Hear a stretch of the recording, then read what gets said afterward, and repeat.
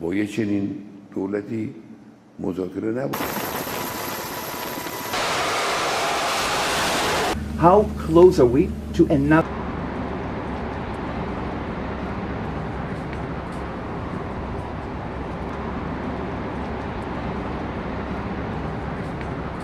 Sultan hai.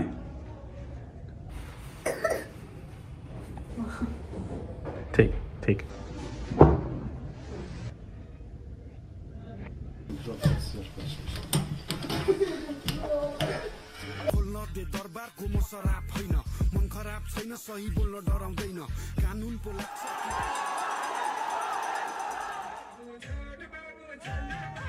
Kathmandu के mayor के रूप में हम कथू नहीं कह सकते।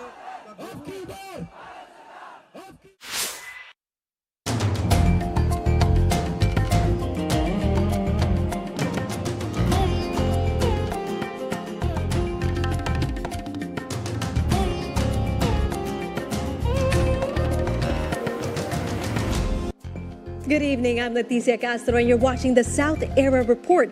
Tonight, we begin in Geneva, where the United States and Iran are resuming talks with global stakes. Also taking a look at Paul Kapur and Washington's direction for their South Asia strategy. Also zoning into Nepal and how a rapper turned politician is now leading the race, leading the votes ahead of next month's election. And of course, we have to talk about Pakistan and their prized Afghan carpet trade, how that may soon disappear. All this and much more right here, right now at SEN.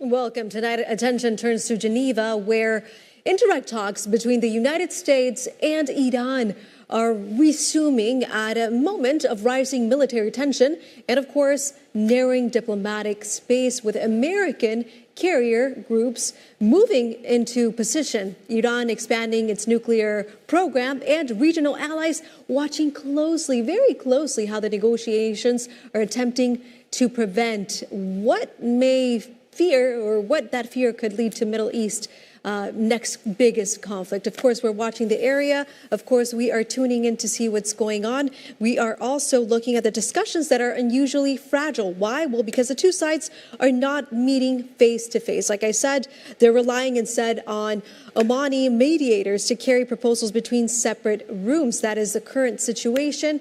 To see what exactly is being negotiated, why the stakes are so high, higher than before, and how closely diplomacy is now shadowed by military planning. Let's break it down. Let's see exactly what is happening, what the situation is. Well, those talks now are unfolding in Geneva. Like I said, they could initially tell us what is happening. They're relying on these mediators, but we're going to go ahead and see Shabnam explain the situation right now and what's currently unfolding. The world's most dangerous diplomatic standoff is back in a Swiss conference room. This week, American and Iranian negotiators will sit in separate rooms in Geneva, passing messages through Omani mediators, trying to prevent what could become the Middle East's next major conflict. It's indirect diplomacy at its most tense, and the gap between what Washington wants and what Tehran will accept has never felt wider. This is round two.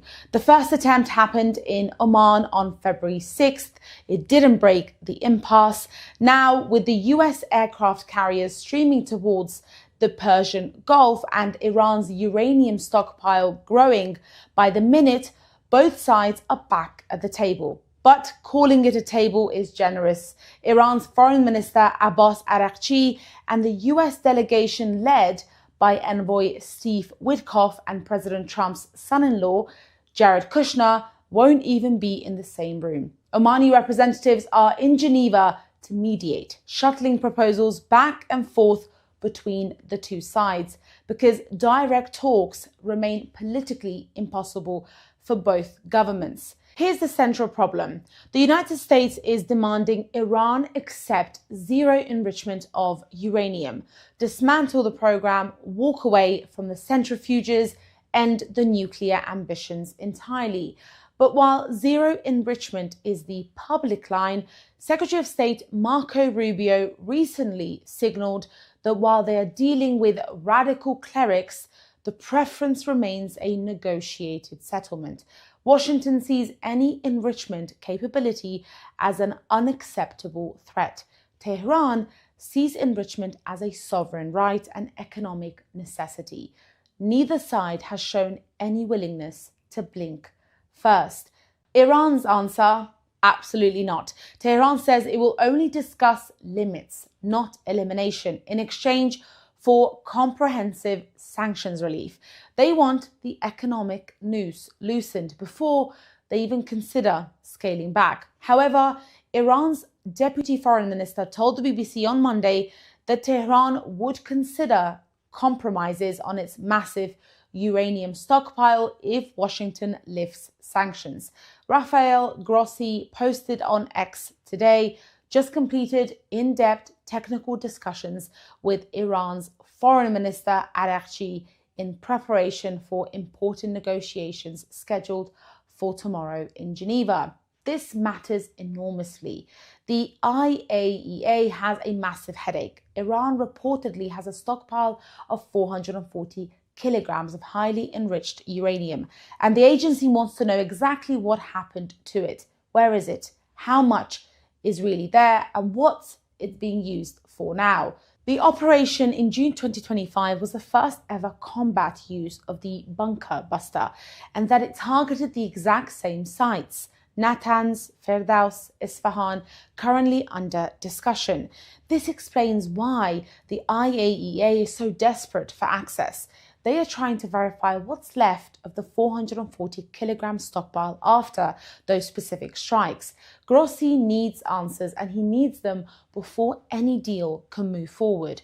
It's also worth noting that the Iranian team led by Araghchi has explicitly stated they are in Geneva with real ideas, but will not negotiate under threat.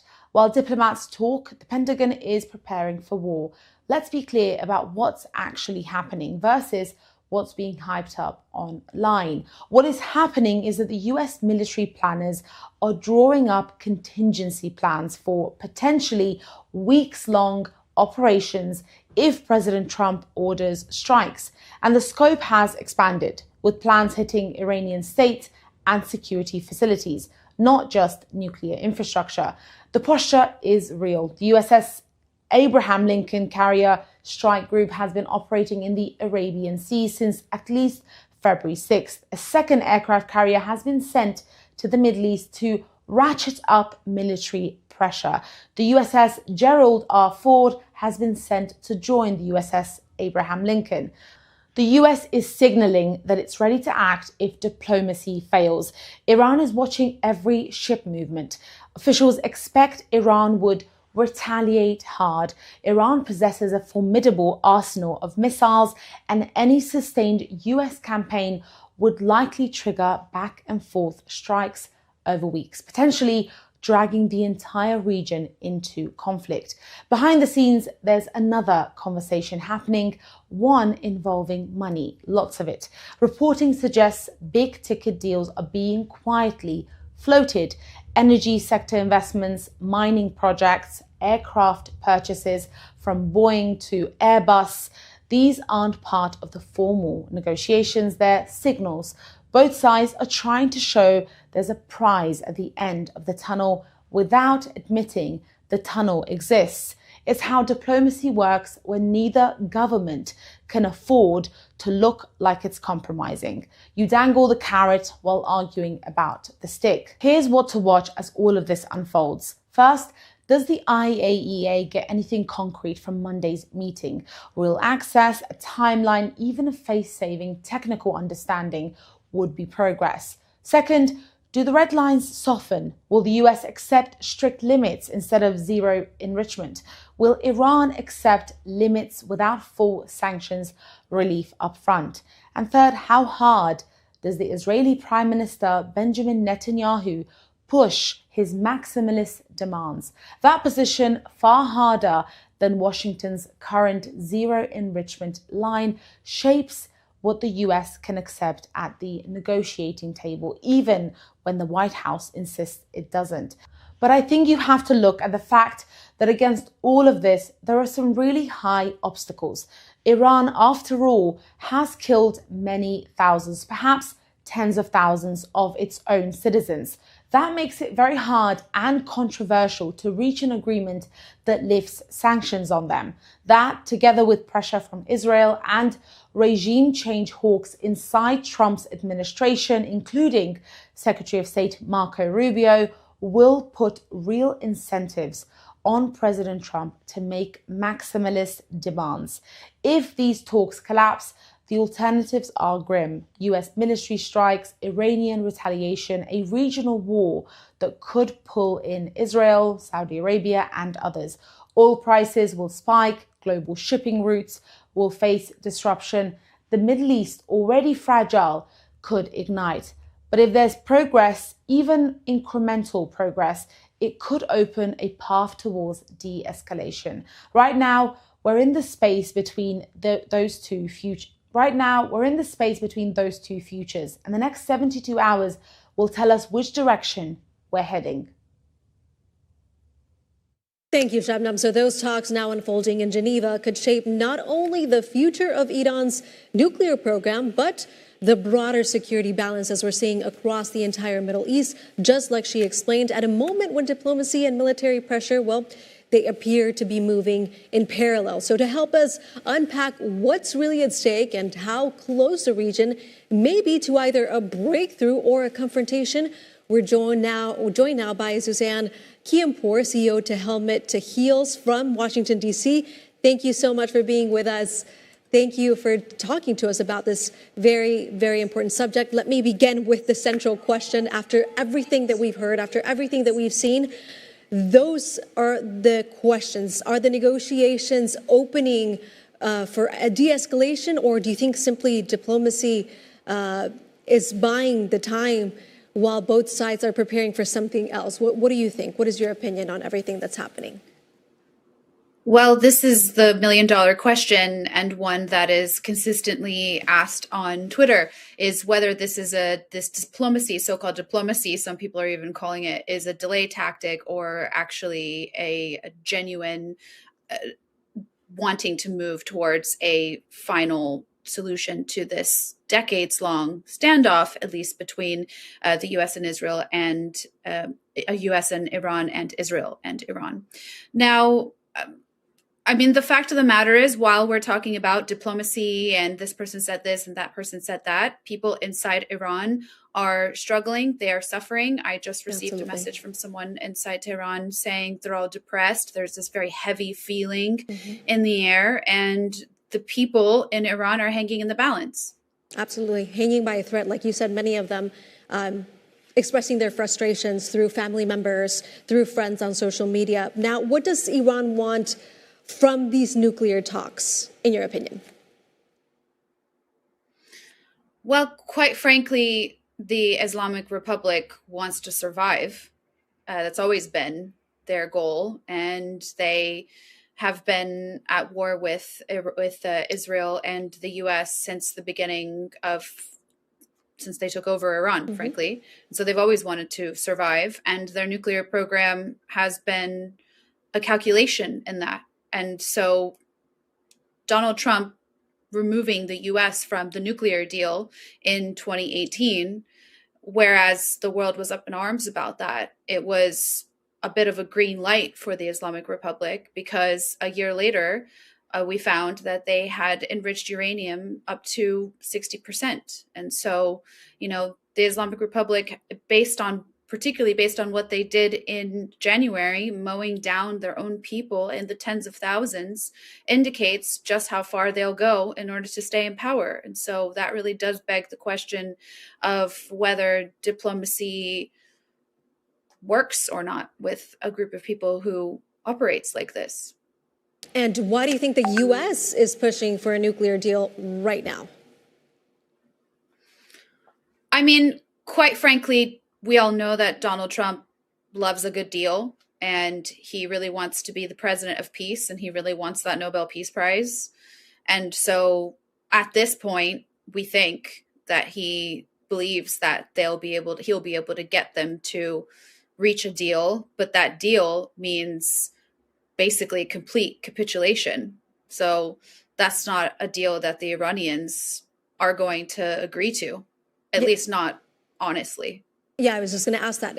It's going to benefit, it seems like it would benefit the United States more than it would Iran. But do you think that economically speaking, there would be any kind of benefit at all for Iran?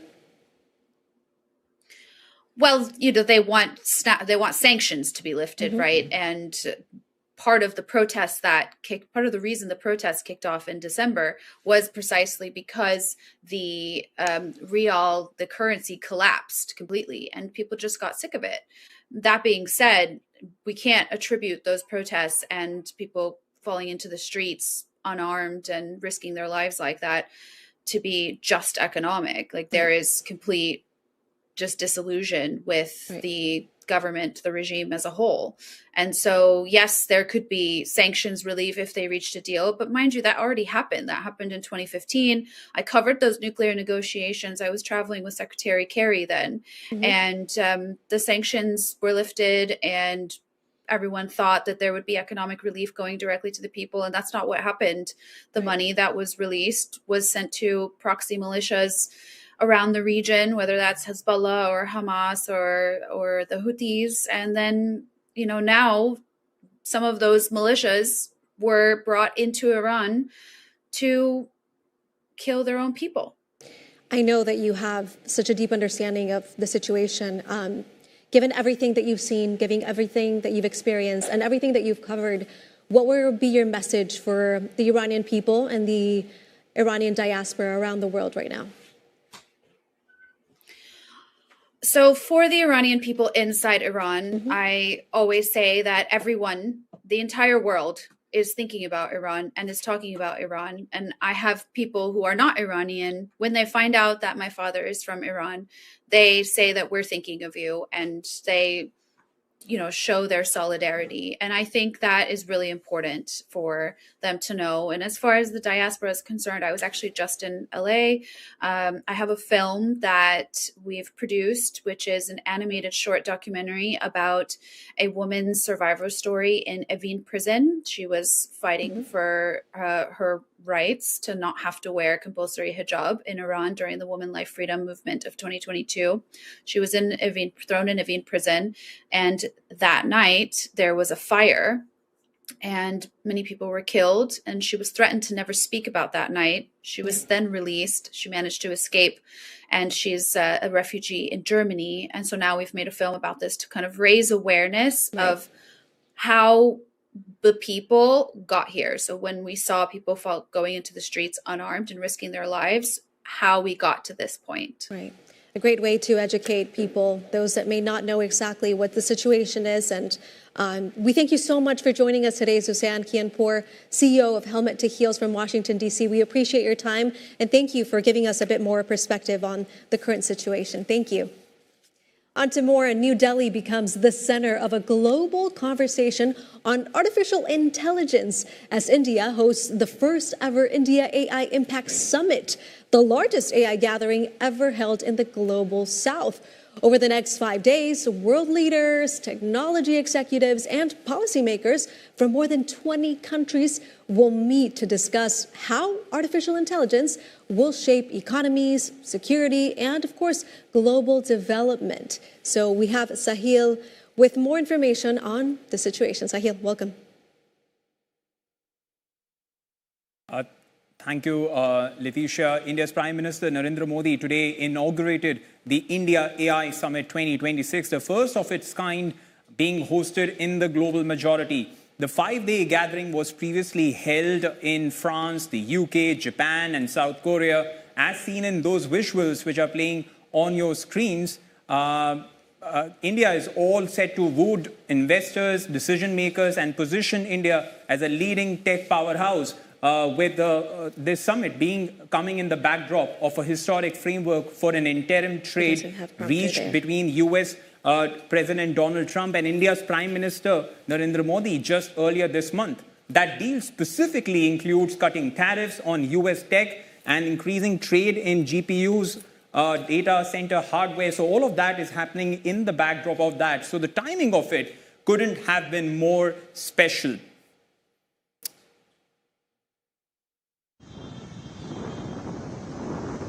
Not just that, in attendance is a who's who of global power and technology leadership. There are going to be so many investors coming in, so many heads of governments coming in, and that is going to be crucial. Prime Minister Narendra Modi will host French President Emmanuel Macron alongside the heads of governments from Brazil, Spain, the UAE, Switzerland, Netherlands, and also Sri Lanka. So we'll be having all of those leaders coming in. But more crucially, it's going to be the technology titans who are going to be arriving in India, from Alphabet CEO Sundar Pichai to OpenAI CEO Sam Altman and Google Space CEO Demis Hassabis. Now, all of them are going to be in the country to discuss, to deliberate on what can we do going ahead. So that is going to be crucial, but more importantly is going to be the fine print of it. Why is it happening? Indian government, of course, is expecting 250,000 visitors from across the border, including 20 national leaders, with 45 countries sending ministerial-level delegations, underscoring the global weight this summit carries. But all eyes, as I said, will be on the most powerful names in artificial intelligence who are participating in the summit, from Alphabet's Sundar Pichai to OpenAI's Sam Altman and Google DeepMind's Demis Hassabis. But that's not all. We'll now break down for you why this is crucial. It's crucial because not only of the numbers involved, but what's in it for each country to take away from it. On your screens, you could now see India's AI power play for India. This is going to be very, very significant, both for India and the world. But first, we'll tell you what's in it for India. It's going to be India's AI power play.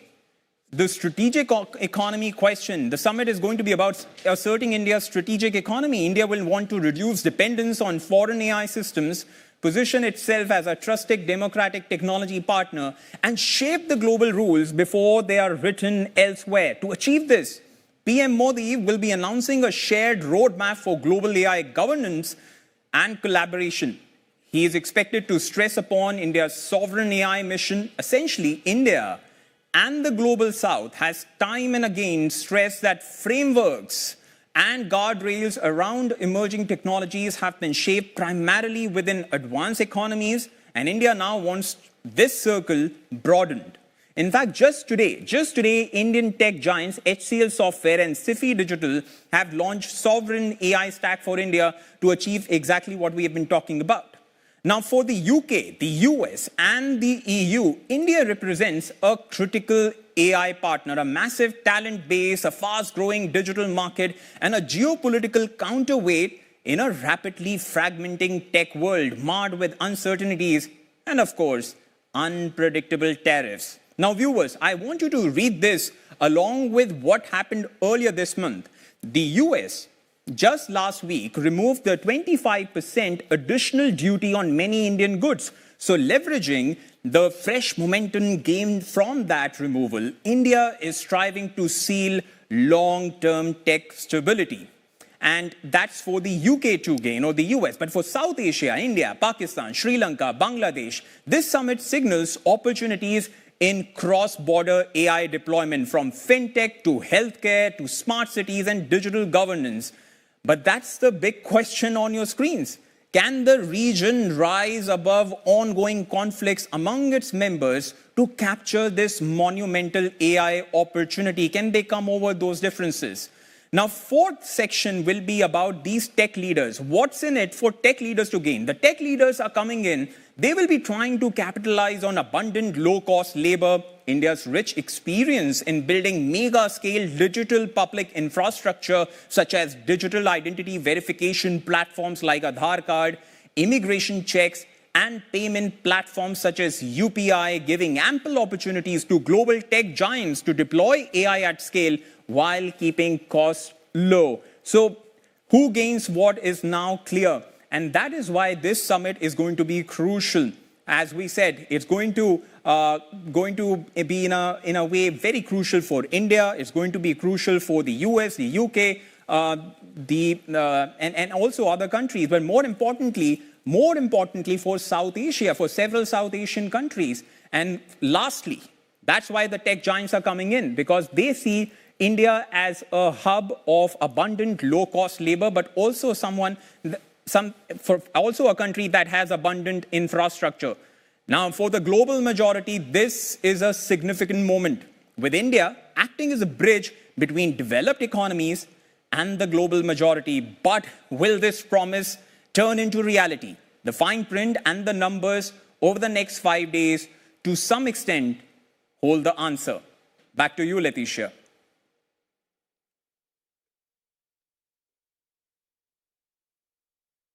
Thank you so much, Zahil Murli-Mengani, with all that information. Definitely puts the perspective of how AI is impacting the global South and, of course, what that future may look like. We'll see in the next 5 days how this all develops. Now, on to the next situation. So as Washington recalibrates its approach to South Asia at a moment of political change across the region, we take a look at the State Department's most important representative for the region, Paul Kapur, a longtime scholar of regional security and U.S.-South Asia relations. He has taken on the position of Assistant Secretary of State, placing him at the center of American diplomacy with India, Pakistan, and the wider Indo-Pacific. Our next report looks at the academic turned policymaker and what his appointment could mean for U.S. strategy in the region, of course, facing geopolitical competition and shifting alliances for South Asia and what they're facing, overlapping political transitions, security challenges, and, of course, the intensifying great power competition, and how Paul Kapur specifically fares for the region and what his leadership could mean in practice for U.S. relations with India, Bangladesh, and Pakistan, and of course, the entire region. Let's look. U.S. policy toward India, Pakistan, or Afghanistan, there's a new name you need to know: Paul Kapur. In October 2025, Kapur was sworn in as the U.S. Assistant Secretary of State for South and Central Asian Affairs, the official overseeing America's diplomacy with India, Pakistan, Afghanistan, and the wider region. He was nominated by Donald Trump and confirmed by the U.S. Senate. I'm honored to join you as President Trump's nominee for the position of Assistant Secretary for South and Central Asian Affairs. I appreciate the trust and the confidence that President Trump has placed in me by nominating me for this role. So who is he? Let's find out. Kapur was born in New Delhi to an Indian father and an American mother, but he grew up in the United States. He studied South Asia early, earned his bachelor's degree from Amherst College, and later completed a PhD in political science at the University of Chicago. Professionally, Kapur is a national security scholar and professor at the U.S. Naval Postgraduate School. He's best known for his book Dangerous Deterrent, which challenges the idea that nuclear weapons stabilize South Asia. Instead, Kapur argues that Pakistan's nuclear arsenal has encouraged risk-taking, allowing militant activity and limited conflict with India under a nuclear shield. That argument shapes how he sees policy today. Kapur's approach to Pakistan is tough and transactional. His work suggests the U.S. should cooperate with Pakistan only when it clearly serves American security interests. On Pakistan, if confirmed, I will pursue security cooperation where it is beneficial to U.S. interests, while seeking opportunities for bilateral collaboration in trade and investment. With regards to India, here's what Kapur had to say. The United States and India share a host of common interests: ensuring a free and open Indo-Pacific region, which is not dominated by China, expanding bilateral trade, building our economic relationships so that it is more symmetrical and more profitable, facilitating technology sharing and innovation, and ensuring access to the energy necessary to fuel our economies. Kapur went on to say that U.S. engagement in South and Central Asia won't be values first. He emphasized hard interests: security, energy, infrastructure, and reducing regional instability.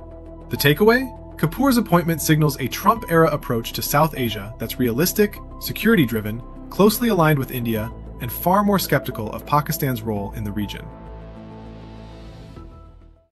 There you go. Finally, the key developments from the past week shaping political and economic decisions across South Asia and beyond. U.S.-Iran talks, the United States and Iran are preparing for a second round of indirect talks in Geneva, mediated by Oman. Iran says it may consider limits on its nuclear program in exchange for sanctions relief, while the U.S. officials signal negotiations could expand beyond the nuclear issue. Iran's foreign minister, Abbas Araghchi, and of course also we've got they met with the IAEA chief Rafael Grossi for technical discussions on nuclear oversight. Now on to Bangladesh. The BNP has secured a decisive election in Bangladesh, a decisive parliamentary majority ending nearly 2 decades of Awami League dominance. Regional powers, including India, Pakistan, and China, have already begun engaging the incoming government. And in Myanmar, diplomatic row, we've got Myanmar has expelled East Timor's top diplomat after a legal complaint was filed and accused Myanmar's military of war crimes linked to the 2021 coup.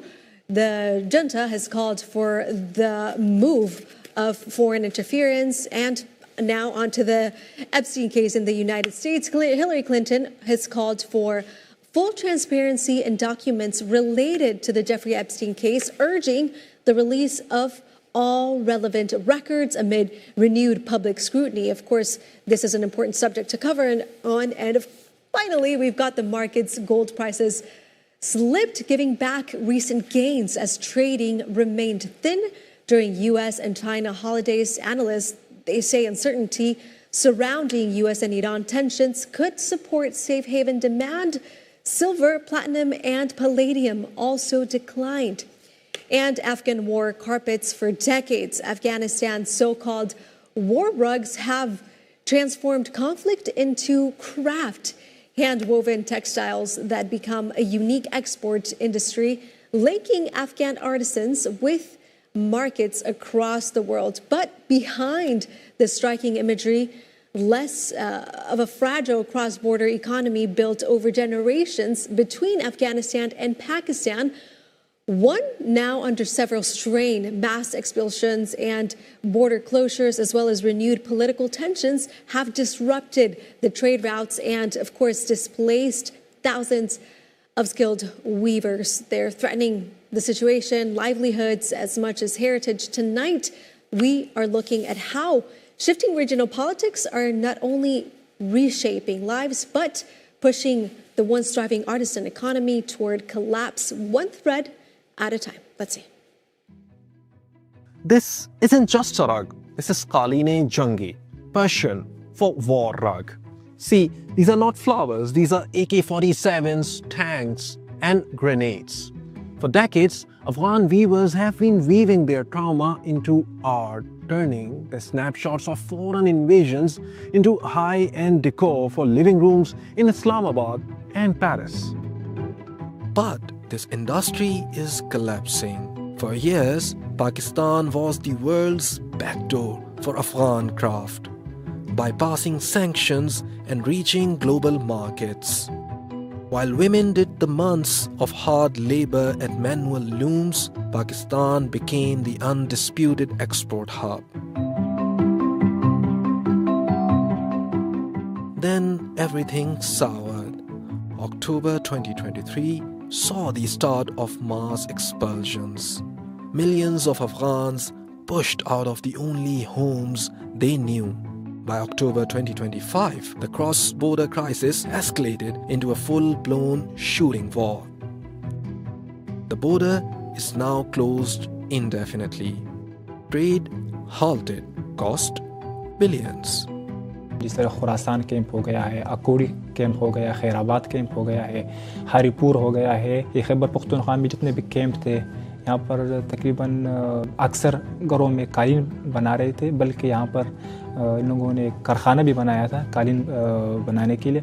जब ये Afghan refugees का यहाँ पर कुछ मसाइल बढ़ गए तो सारा लोग चले गए। In the refugee camps of Khorasan and Haripur, almost every home was a mini factory. Now, those homes are empty. Their skills left with the people. Meet Ghulam Sakhi. His family wove carpets in Taxila for years before being forced into an Islamabad park camp. तो हमारे एक छोटा बच्चे जो यहाँ पे पैदाइश होगा वो सिर्फ वो नहीं आते, और हमारे फैमिली जो हमारे माँ है, बहन है, अब्बू है, हमारा सब कुछ हम खुद भी आते. در کابل جان دخترایم در خطر است. حق تحصیل نداریم، دخترایم درس خوانده نمیتونه، از خانه بیرون پوشیده نمیتونیم. By November, they were gone, pushed across the border. A single small rug can net up to $250, but the real loss isn't the cash, it's the expertise. Pakistan में पूरे एशिया को कवर करता है. यहाँ पे टूरिस्ट बहुत ज़्यादा हैं, यहाँ पे लोकल लोगों का बहुत ज़्यादा परचेजिंग पावर है, पाकिस्तानियों का अच्छा कालीन बनता है.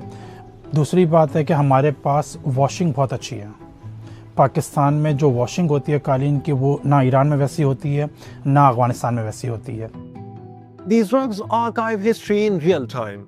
Look at this one. This shows the 2021 fall of Kabul. People clinging to a US jet. The art is evolving, but the supply chain is dead. With weavers gone and the border sealed, the Afghan carpet footprint in Pakistan is fast shrinking. Hunain Amin, South Era Network, Islamabad. Thank you, Hunan. And across South Asia, frustration with traditional politics is increasingly being driven by younger voters. We saw it in Bangladesh and now in Nepal. That shift is taking an unexpected form. Balendra Shah, better known as Balan Rose, he rose to prominence as a rapper before stunning the country by winning Kathmandu's mayoral race as an independent candidate. Now he's attempting something far bigger, challenging Nepal's political establishment head-on and positioning himself as the face of a growing youth movement demanding change. As Nepal prepares to vote, the contest is being framed as a battle between old power and a new generation. Here's the story. He started as a rapper on the streets of Kathmandu. Now, Balendra Shah wants to lead Nepal. At just 35 years old, this former structural engineer and hip-hop artist is challenging the political establishment in ways Nepal has never seen before. Shah shocked the nation. Running as an independent candidate, he crushed the traditional parties to become Kathmandu's mayor. Voters chose Balan because he had no ties to the old guard, the politicians they blamed for decades of corruption. But the real turning point was last September. Thousands of young Nepalis flooded the streets in a Gen Z revolution. They demanded an end to corruption. After weeks of protests and over 70 lives lost, the government collapsed. Prime Minister KP Sharma Oli resigned, and Balan emerged as the voice of a new era, Nepal's youth revolution. Now, Balan is making his biggest gamble yet. He resigned as mayor to run for parliament, but he isn't playing safe. He is challenging KP Sharma Oli directly in Oli's own rural stronghold, 300 kilometers from the capital, Kathmandu. It is a battle between old Nepal and new Nepal, between 73-year-old Marxist politics and 35-year-old youth movement. He says he will keep making music even if he becomes prime minister. On March 5th, Nepal votes. The question is simple. Will the rapper become the leader, or will the old guard be too strong to break? An interesting shift. We'll see in the next coming week how that pans out. For now, in South Asia, cricket has been used for diplomacy and has been used as a tool for political point scoring, almost in equal measure. However, once the first ball is fouled, everything else besides talent goes silent. This past weekend, cricket fans across the world saw what is always termed as cricket's hottest fixture. Yes, we're talking about Pakistan versus India at the ICC T20 World Cup. It was a match that almost didn't happen, and when it did, some supporters wish it hadn't as soon as it became clear that the match was lopsided. South Asians took the battle from the field to social media, and that's where the meme wars began. Before a single ball was even introduced into the field, this India-Pakistan clash in the ICC Men's T20 World Cup was already carrying more weight than cricket itself. Political commentary, debates about boycotts, television panels, obviously, they say it's more than a match as Pakistan's wickets fell across Indian cities, in restaurants, cafes, and at watch parties. The roar of crowds was loud on social media. The mood wasn't shock, it was more validation as India obviously routed Pakistan's. People forgot what happened, and it led up to this situation and put the weight of their expectations and, for many, even prayers behind the players wearing their colors. Online cricket communities forced less on rivalry slogans and more on match mechanics. For many Indian supporters, this wasn't just a win. It was proof of a system working exactly as designed. In Pakistan, the reaction unfolded very differently. While the first innings set the bar of expectations right, the battling lineup raised it to the ground, and people obviously dealing with silent television, switching off, early watch, and the situation going a little awry, thinning as wickets tumbled online. Frustration appeared within minutes. Fans obviously questioned battling order, choices, sound, balance, decision-making under pressure. But alongside criticism came something equally as familiar in Pakistan's cricket culture. Humor, memes spread quickly, self-effacing jokes, nostalgic comparisons, of course, to past teams' disappointment mixed with resilience even formed the former players jumped into this situation. The match was critiqued, like I said, not only on social media, but the post-match criticism speaking to Indian media itself, the leadership structure of the whole situation questioned the Pakistan board that he argued that the PCB chairman also had a certain situation, this added to the structural decisions and just a lot of confusion alongside everything. Players were expected certain results, obviously, from both sides. Analysts say the speed of the shift tells us its own story despite the political tension that is always present, that always surrounds India and Pakistan matches. Fans' reactions followed a familiar tone, a familiar sporting pattern, and of course, the celebration and statistical face of it all is also an introspection and tactical debate on this situation. But to get more into the subject, we have our guest that's going to tell us a little bit more about the situation, Robert Masih Nahar. He is a board member of the Catalan Cricket Federation, joining us from Barcelona. Thank you so much for joining us today. Can you put into perspective the current situation? Thank you very much for having me on your show. Thank you. First of all, I'm not member of the Catalan Cricket Board. I'm the founder of the Catalan Cricket Board. Thank you for clarifying that. First, yes. Thank you very much. So, well, let's go to India and Pakistan match. Yes. Let's say this match especially it was special. Mm-hmm. First of all, that India won. Second, because there was so much fuss about the match, as we saw that first Pakistan board decided to boycott the match. Of course, we need to understand that why they did that, but this again the political issue that you mentioned before. Yeah. They wanted to play off the ground politically, and finally they had to come to play, and we saw again, good match by India, and they won. And I'm sure many televisions were broken in Pakistan. But why does cricket between India and Pakistan carry such weight beyond the sport itself? Look, this match is always special. A match between India and Pakistan. This is the widely watched match in every tournament, every cricket tournament that we see.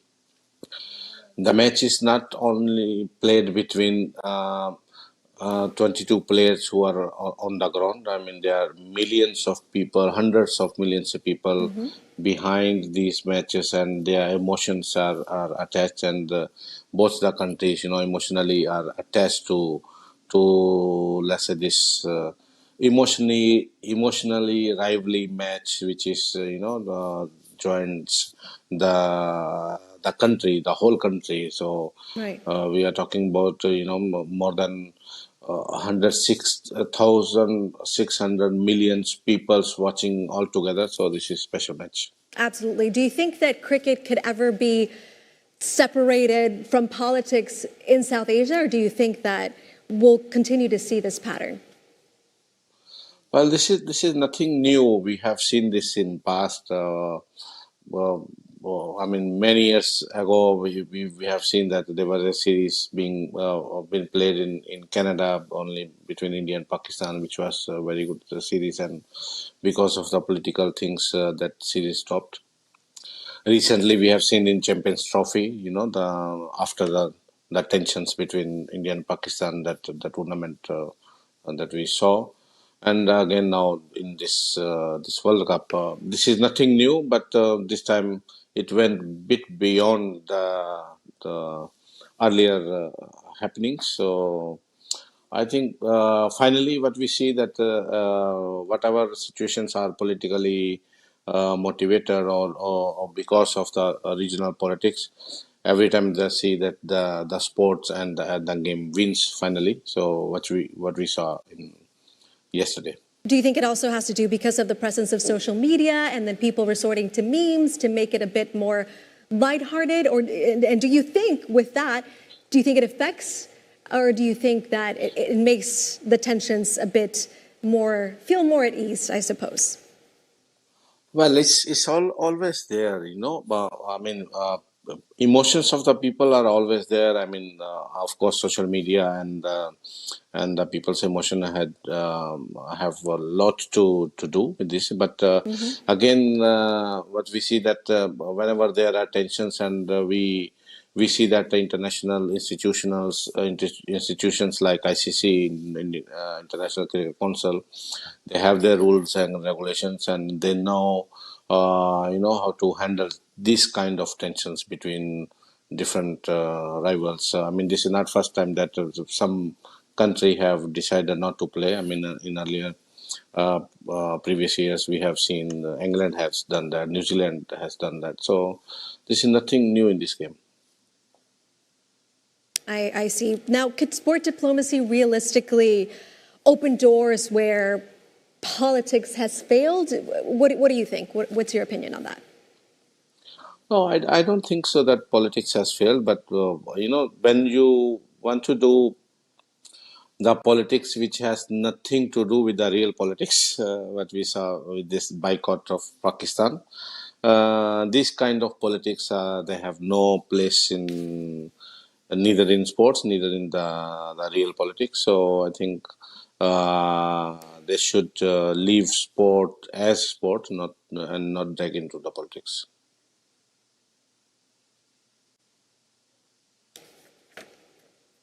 Thank you so much. That was Robert Masih Nahar, founder of the Catalan Cricket Foundation. We thank you for your input. Thank you for putting into perspective this situation. We know it was a big deal on social media, so we wanted to get a little bit more insight. And we know that it's always an issue when it comes to India and Pakistan in the cricket world. Lots to talk about when it comes to that. But thank you to Robert Masih Nahar for putting everything into perspective. Now, to close, across South Asia, change is unfolding, testing old assumptions and shaping new political realities. The questions ahead are complex, and the story is far from over. At South Asia Network, we'll be here to follow it. So we invite you to like, share, and subscribe to our channel. Thank you so much for watching the South Air Report. We'll see you next time. I'm Leticia Castro. Good night.